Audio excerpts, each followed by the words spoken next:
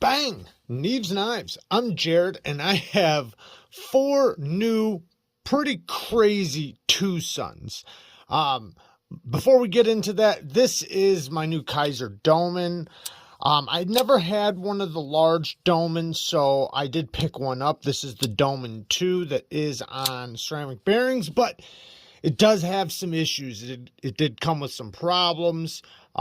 Most people, I would just recommend send it back, but you know, I'm pretty stubborn, so I kept it. And before we get into the Twosuns, I'll show you guys my issue. So one, it has lock stick, pretty bad, but that's a pretty easy fix for me. I'll take it apart and I will just barely shave down the lock bar.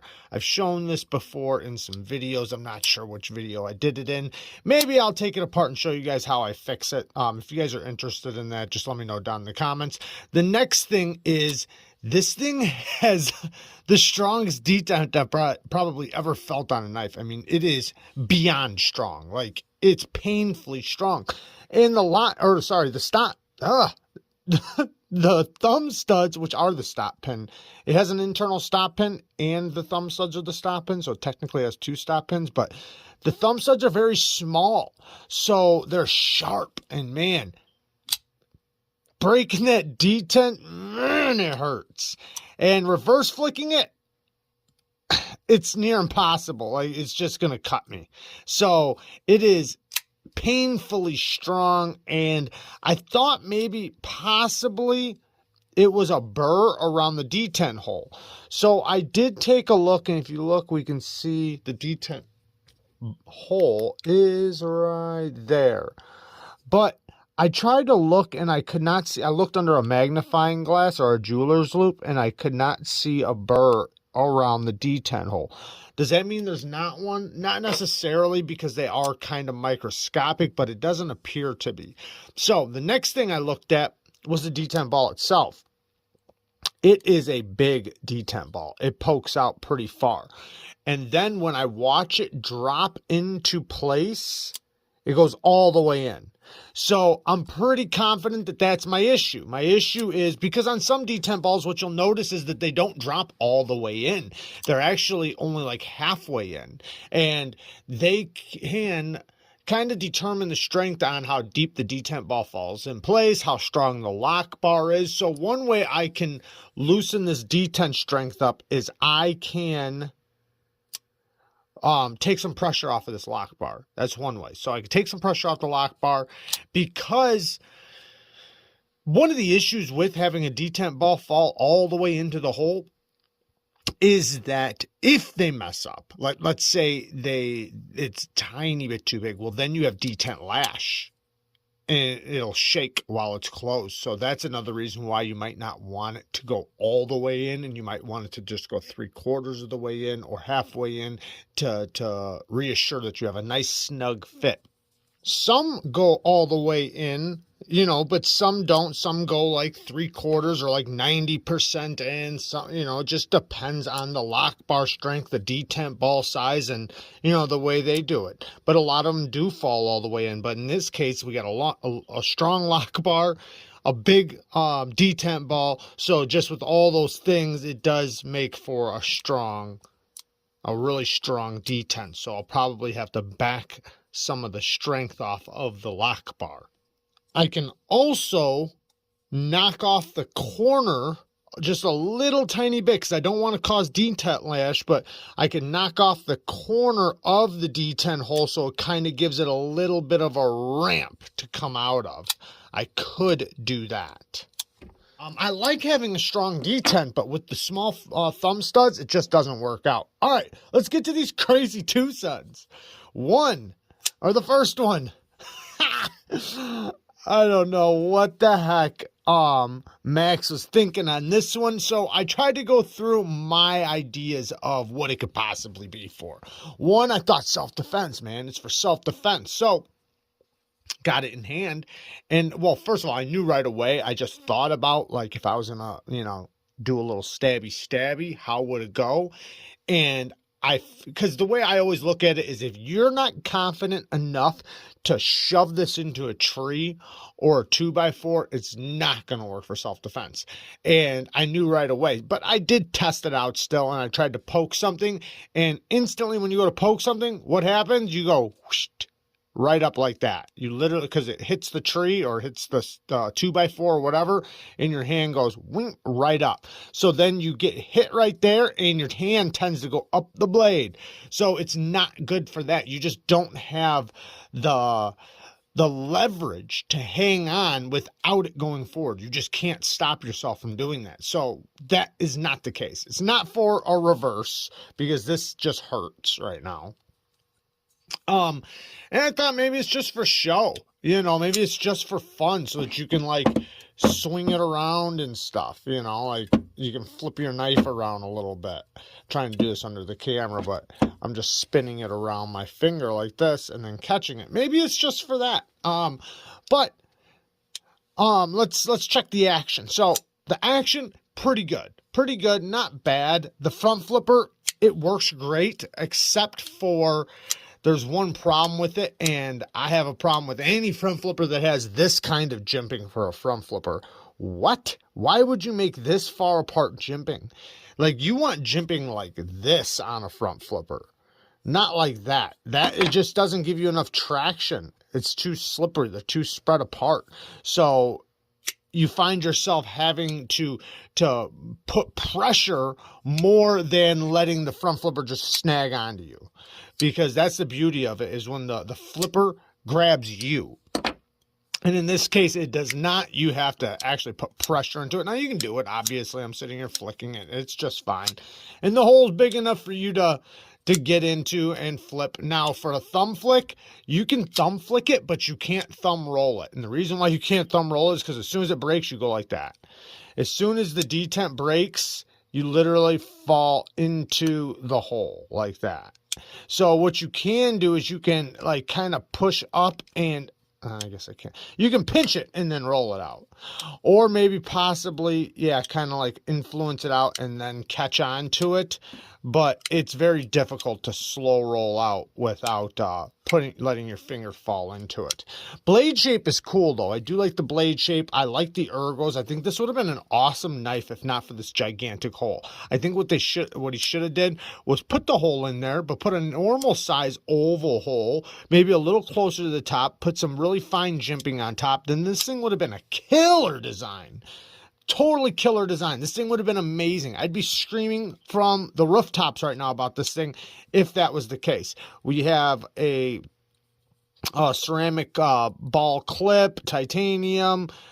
This doesn't, you don't touch it. I mean, maybe I can touch it a little bit, but it's not that big of a deal. Internal stop pins, you know, all the good stuff. Let's get to the next one. Now, this next one equally is weird. Now, one, I already know what that looks like. We don't have to say what it looks like, but I don't understand why it's even there. I'm guessing this is a 100% self-defense knife. It has to be. And the reason why I'm saying that is because of that, the clip. Look where the clip is. The clip is in the middle of the knife. Now, yes, that helps out with ergos, so it's nice and comfortable in the hand because you don't really feel the clip, but it's tipped down and in the middle. So that means this much is hanging out of your pocket, you know, when you have it in your pocket. Or, you know, it might also be for like an EDC carrier, an EDC organizer that you put on your belt, on your hip, because that way it would probably fit. But anyways, when it's in your pocket, it gives you the ability to take it out and get right to it and open it up. Right? Really fast. It does give you faster deployment because you don't have to worry about trying to grab onto your knife. You can easily get it out of the pocket and into action. Now, next thing is that you can't use this fuller. You got nothing. You can't use it. So I don't know what it's there for. The detent, nice and well tuned. I'll give it that. Even though the flipper tab is lower than the center of the pivot because of the way how you see how it swoops up and then goes over. So technically your leverage is coming from higher than the pivot. So the detent and action is amazing on it. Really amazing. The ergos are amazing. But the blade, I don't get the fuller unless if you're going to tell me it's a blood groove. It's a blood groove. It's to stop the blood from getting on your hand in combat. Yeah, okay, maybe. But, you know, other than that, I can't see why they put this fuller in there, because in reality now, when I'm cutting, everything's going to, it's going to create traction, or not traction, resistance. It's going to give me resistance when I'm cutting. And then stuff's going to get stuck in there, and you got to clean it out. Not saying you're going to be doing food prep with this or anything, but you know what I mean. Just stuff is going to, you know, it can cake up in there. But 14C28N, I do like how they are putting the numbers on all of them now, so I instantly know what number they are. All the new ones seem to be doing that. No millings on the inside, so this one is pretty stout.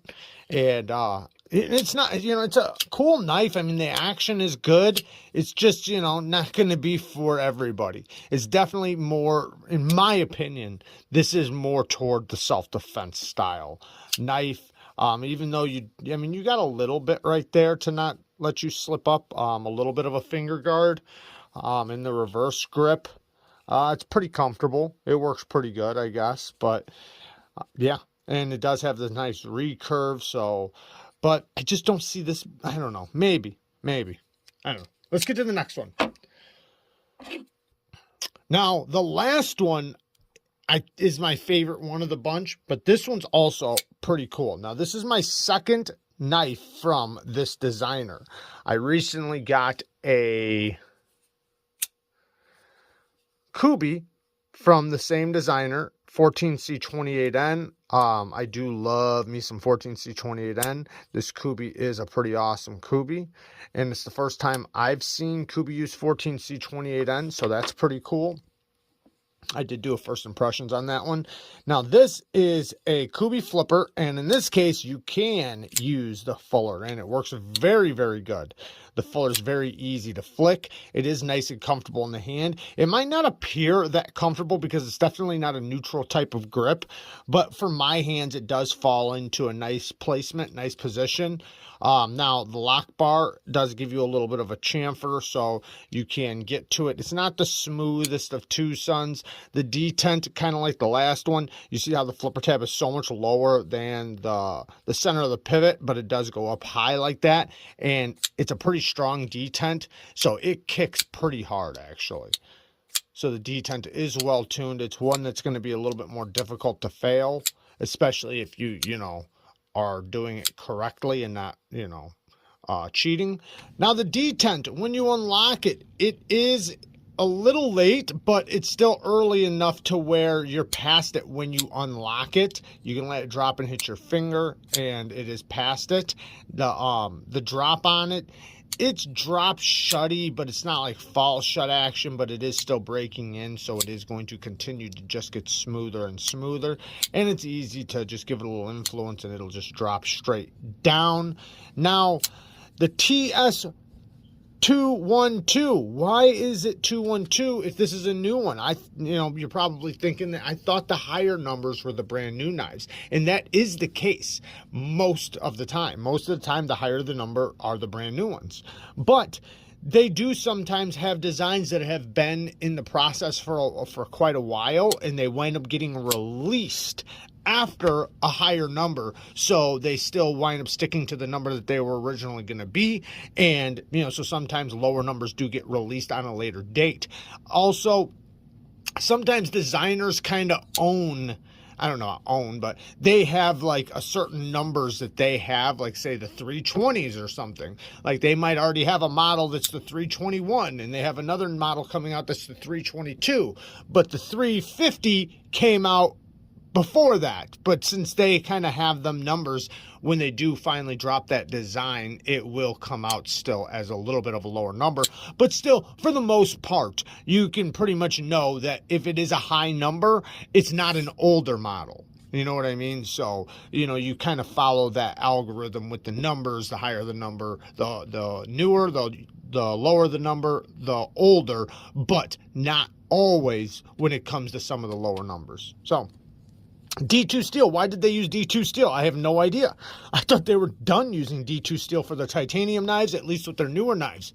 Now, I know they already have knives that are in D2 that you can still get, that are, you know, that's the way they came, but I didn't know that they were doing new designs in D2 and titanium. The budget knives, yeah, I get it because they're G10 or whatever. But with the titanium frame locks, I don't know why he didn't just use the 14C. I'm guessing it was the designer's choice and they chose D2.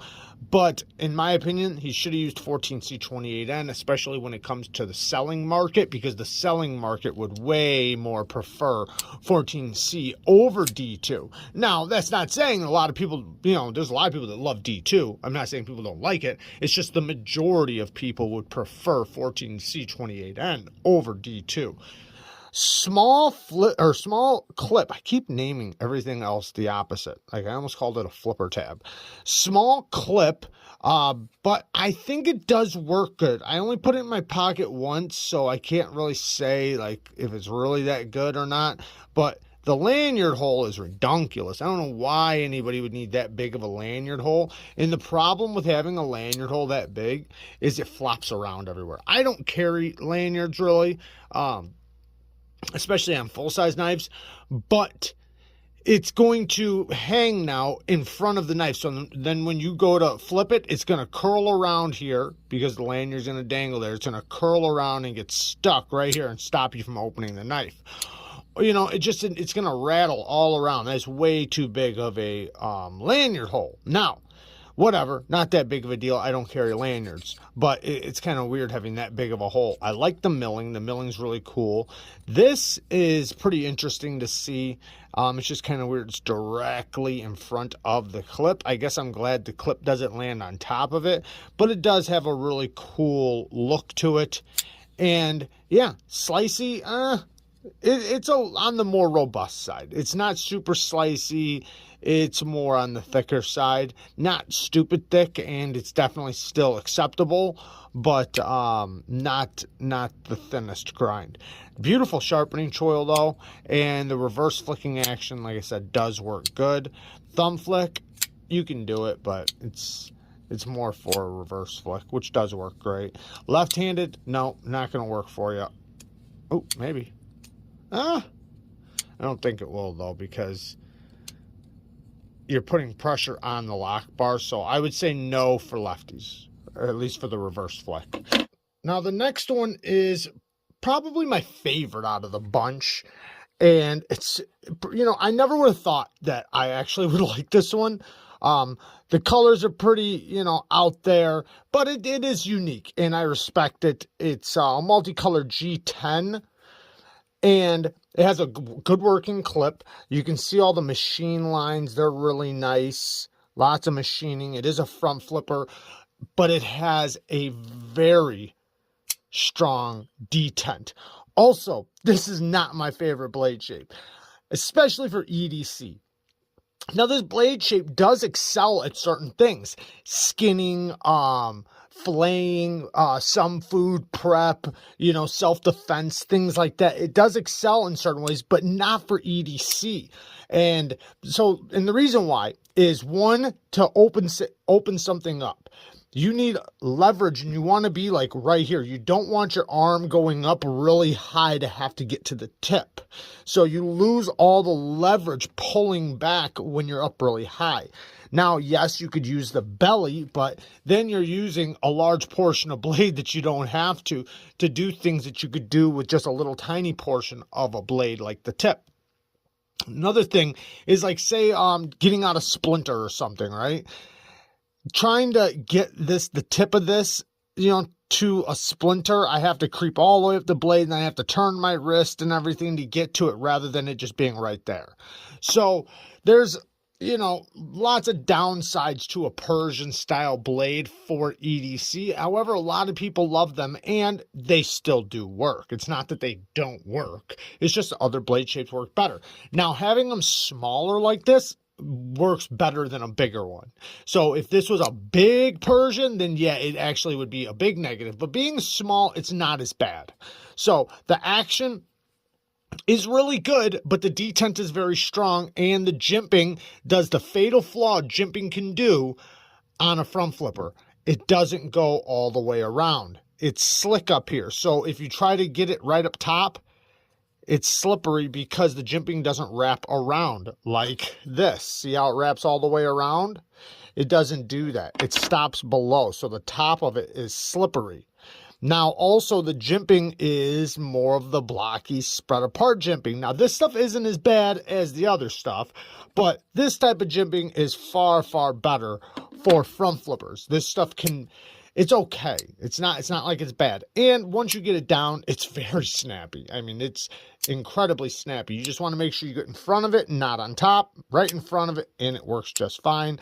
I can do all the other little fidget tricks with it, but the detent is so strong. It is very strong. Not the most drop shutty. I mean, it is smooth. Don't get me wrong.